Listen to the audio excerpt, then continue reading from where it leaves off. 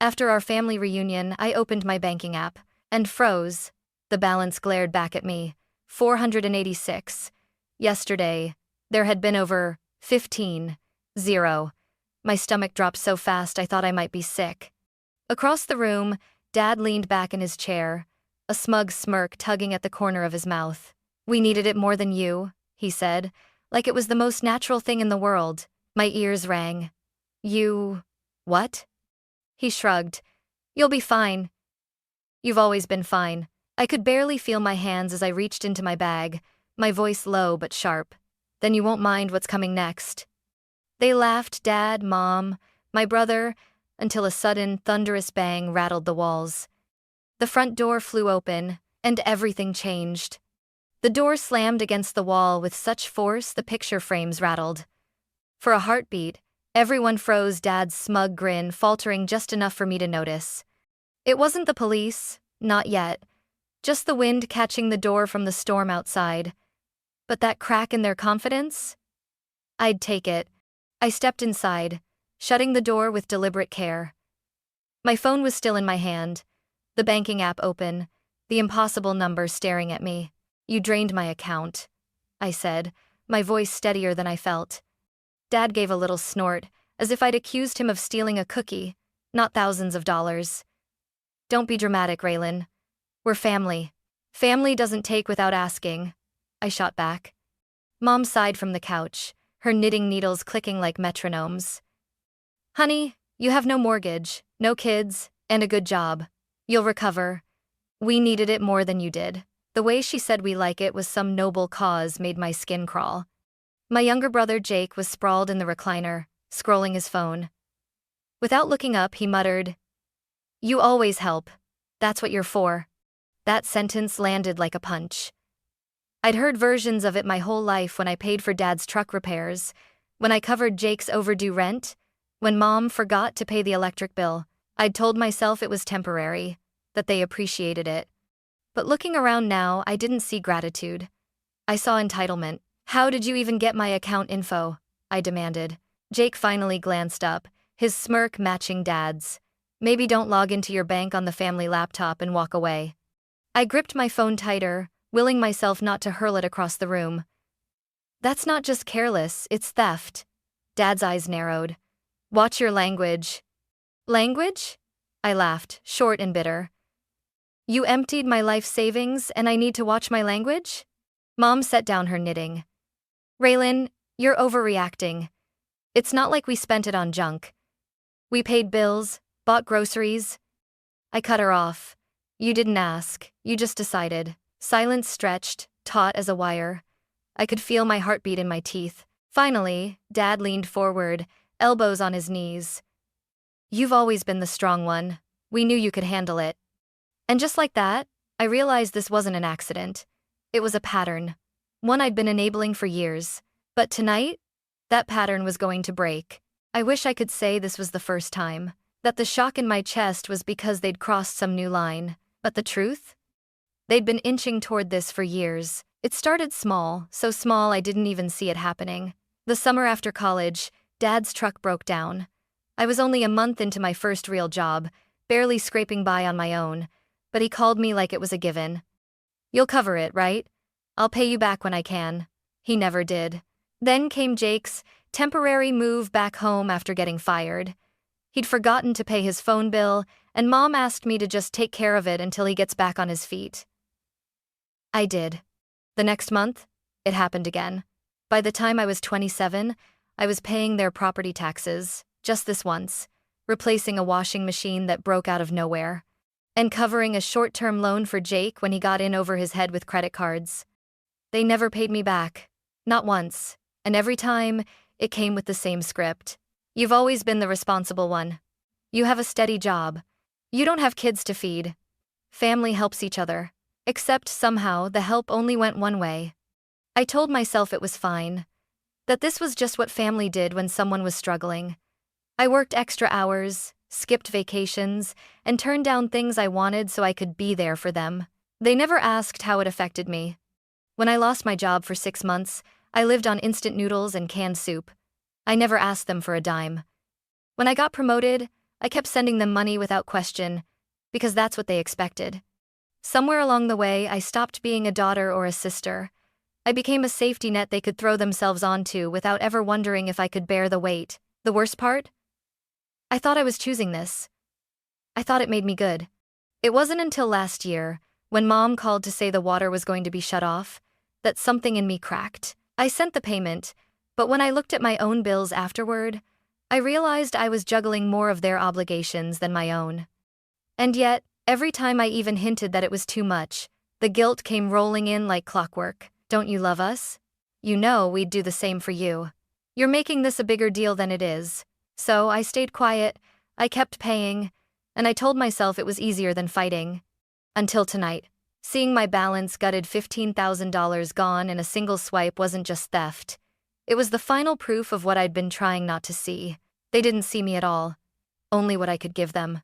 And I was done giving. I stared at my father.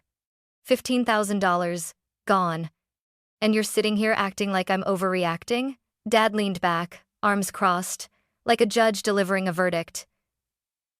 We didn't steal it. We borrowed it. I laughed, short, sharp, ugly. Borrowed? You didn't even tell me. Mom's voice was soft, almost rehearsed. We knew you'd say no. And you can afford it. That's not an excuse. Jake finally set his phone down. It's not like we blew it on a vacation. We paid bills, kept the lights on, put food on the table. My eyes narrowed. So, why is my account showing multiple ATM withdrawals and a 1-200 charge at an electronics store? Jake's jaw tightened. You went through my transactions? It's my money. I'll go through whatever I want. The room thickened with silence. Only the hum of the refrigerator filled the space. Dad broke it. You've always been the one we could count on. Don't start acting brand new now. I folded my arms. Maybe that's the problem, you've been counting on me too much. Mom frowned like I'd just spit in the family soup. Raelynn, family takes care of each other, and who takes care of me? No one answered. I sat down slowly, my bag still at my side. Inside, my laptop was tucked neatly against a folder of printed statements proof. I hadn't planned on confronting them tonight, but part of me knew this wasn't going to end with just a conversation. Dad's voice dropped lower, a warning tone I'd heard my whole life. You're making this uglier than it needs to be. We'll pay you back. When? Mom glanced at Dad. Soon. I held her gaze. Define soon. Her eyes flickered away. That was all I needed to see. They had no plan. They never did. I'd learned something valuable over the years. People who live off your generosity hate it when you start asking for specifics. Jake grabbed his jacket, clearly done with the conversation. You're not going to call the cops on your own family, Ray. Don't be stupid. My lips curled into something that wasn't quite a smile. We'll see. As he left the room, Mom muttered, You wouldn't dare. I didn't answer. Instead, I reached into my bag, pretending to check my phone, but really, I was opening a secure folder of screenshots, bank records, withdrawal dates, every payment tagged with the account number it came from. My hands were steady now. The shaking from earlier was gone, replaced with something colder. Because the truth was, they were right about one thing. I'd always been the dependable one. And that meant when I decided to act, I wouldn't hesitate. I left that night without slamming the door. Slamming doors make noise. I needed silence. The rain had stopped, but the pavement still shimmered under the streetlights. My car smelled faintly of old coffee and lavender air freshener. I slid inside, pulled the door shut, and just sat there for a moment, letting the quiet sink into my bones. Then I opened my laptop. The hotspot on my phone lit up, the connection steady enough to pull up my bank's security dashboard. Every withdrawal, every purchase, every transfer was right there, color-coded by merchant type. Gas stations, grocery stores, but also a salon, an electronics megastore, a high-end steakhouse. My cursor hovered over the Export to PDF button. Click. The file landed neatly into a folder I'd labeled in all caps, Evidence. As it downloaded, my mind drifted back to last Thanksgiving. Dad had leaned over the table, carving turkey like a king distributing favors. Between bites, he'd asked, You'll cover the property tax this year, right? I'd nodded automatically, even though my own rent had gone up. Mom had smiled like it was already settled. Jake had poured himself another drink and muttered, "You're a lifesaver." The truth was, I'd been the family ATM for so long that my refusal tonight probably felt, to them, like betrayal. Good. I snapped back to the present and logged into an old email account. I rarely used one I'd set up in college. In its draft folder, I started building a timeline. Dates, amounts, descriptions, which charges matched whose spending habits. The electronics store? That was Jake. He'd been bragging about his new gaming console just 2 weeks ago. The salon? Mom's bi-weekly indulgence. The steakhouse? That was Dad's go-to for business dinners that never led to business. My fingers moved faster. This wasn't just about the money anymore. It was about the way they laughed in my face, like my boundaries were a joke. By midnight, I had a 60-page document, transactions, screenshots, even a few old text messages where they'd openly admitted using my money until payday. Payday had apparently never come.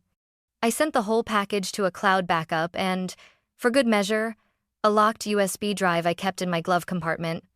The next morning, over coffee, I called an old college friend who now worked in the local police department. I didn't give her details yet, just asked if she could point me towards someone in financial crimes. She gave me a name and told me to mention hers. "Are you okay, Ray?" she asked. I looked out my kitchen window, where the first sunlight was brushing over the wet grass. "Not yet," I said. "But I will be." By the end of the week, I'd booked an appointment with the detective she recommended. I had no illusions about how ugly this could get. Family cases always were, but I also knew this. They'd counted on me to be the quiet one, the dependable one, the one who wouldn't dare. They were about to learn how wrong they were. The call came 3 days later. Mom's voice was sugar-coated, the way it always was when she wanted something. "Sweetheart, we need to talk. Just us. Tonight." Her tone made it sound like I'd been caught sneaking out past curfew, not like they drained my savings account. "What's this really about?" I asked. "Don't be suspicious," she said, light and breezy. "We just need to clear the air." I almost laughed. Clearing the air was family code for getting you to agree with us without actually apologizing. Still, I agreed to come. I wanted to see them in person, wanted to watch their faces when I didn't fold. When I pulled into the driveway that evening, the house was lit up like it was hosting a dinner party. Through the front window, I saw Dad at the head of the table, Jake leaning against the wall, Mom fussing with silverware. No food in sight. This wasn't dinner. This was an ambush. The second I stepped in, Jake grinned. "Well, look who decided to show up." I set my bag down slowly, deliberately. "Let's just get this over with." Mom gestured toward an empty chair. "Sit. Please." I stayed standing. Dad cleared his throat. "Raelynn, we know you're upset, but you have to understand we were struggling. We didn't have another option." Jake added, "You've always been the one we can rely on."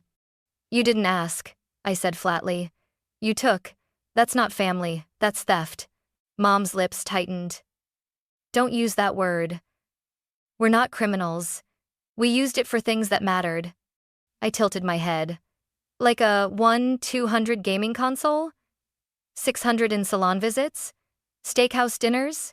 Jake's smile vanished. "You've been spying on us? It's called checking my bank account," I said. Dad's voice dropped. "You're making this a bigger deal than it needs to be.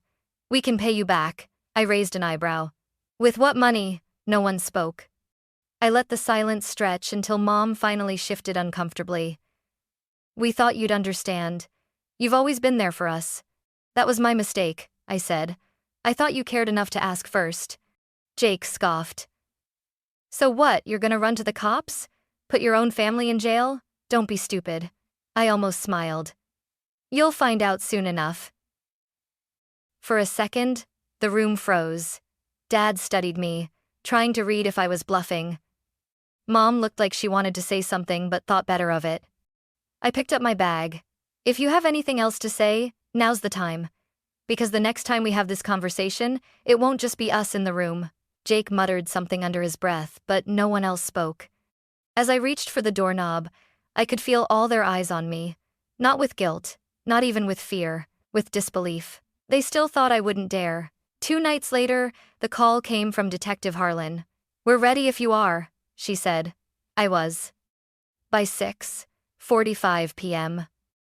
I was standing on my parents' porch again, the same porch where I'd once left birthday gifts, grocery bags, and envelopes of cash. Tonight, my bag was heavier not with money but with proof. Inside, the table was set like before. Dad at the head, Jake slouched in the corner, Mom fussing with napkins. I'd barely stepped in when Jake smirked. "Guess you decided not to make a scene after all."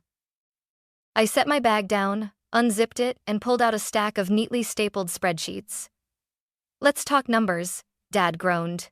"Raelynn, 1,200 at GameHub Electronics, 614 at Bella Lux Salon, 347 to pay off a car loan, 300 in cash withdrawals 4 times in 1 week, all within 72 hours of my account being accessed without permission." Jake shifted. "You kept track of all that?" I locked eyes with him. Every single cent. Mom's knitting lay untouched on the table, her hands clasped in front of her. "We told you it was for the family." I leaned forward. "And I told you it's theft." Dad slammed his palm against the table. "Enough. You're our daughter. You've always helped. That's what you're for." I felt the old reflex, the urge to shrink, to smooth things over, but it didn't come. Instead, I reached into my bag again and set down a thin folder. "Detective Raelynn has copies of all of this. She's already opened a case file." Jake laughed like I'd just said I'd called a psychic hotline. "You're bluffing." I didn't answer. Instead, I glanced at the clock. 7:00 p.m. Right on schedule. 3 sharp knocks thundered against the front door. Mom jumped. Dad's head whipped toward the sound. Jake froze. The knocks came again. "Open up.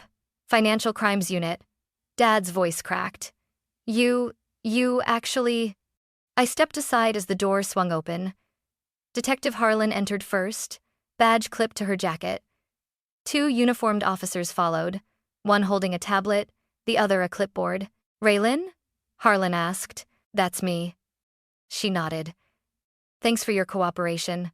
We'll take it from here." Mom's voice broke. "This is insane. She's our daughter." Raelynn didn't blink. "Family ties don't make illegal activity legal, ma'am." Jake stood, hands balled into fists. "We didn't steal anything." She's making it sound worse than it is. Raelynn's partner glanced at the paperwork on the table. "Theft over 15. 0 is felony level in this state. You can argue the rest in court." Dad's chair scraped loudly against the floor as he rose. "You're tearing this family apart." I met his glare. "I'm not tearing anything apart. I'm just refusing to pretend the pieces are still whole." The officers began reading rights, taking statements, cataloging the evidence I'd brought. Mom sank into her chair, staring at the tablecloth like she could will herself invisible. Jake muttered under his breath. But when an officer told him to remain seated, he did. For the first time in years, no one was talking over me. No one was dismissing me as dramatic or ungrateful, and they all finally looked small. Raelynn glanced at me as she prepared to leave with them in tow. "We'll keep you updated on the next steps." I nodded, slipping my folder back into my bag.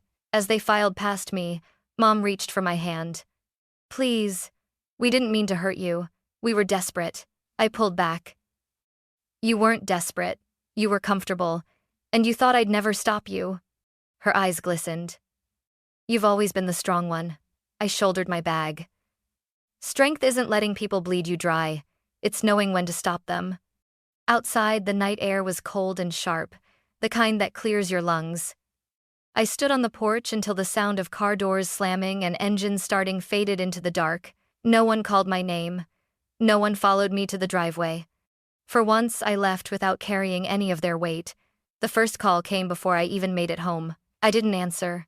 By the time I parked in my apartment lot, I had 13 missed calls and 4 voicemails, 2 from Mom, 1 from Dad, 1 from an unknown number I suspected was Jake.